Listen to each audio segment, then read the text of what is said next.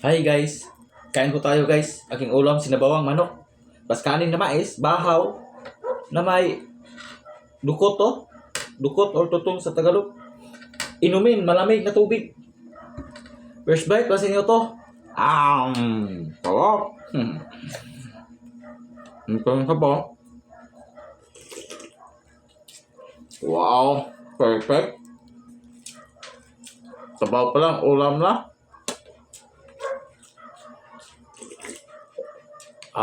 Grabe. Lamig guys. Panalo to.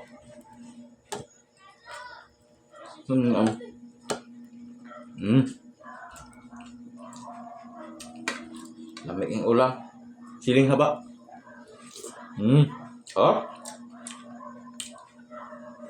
Manghang kumplet.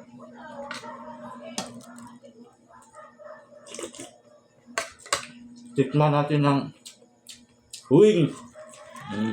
Sarap.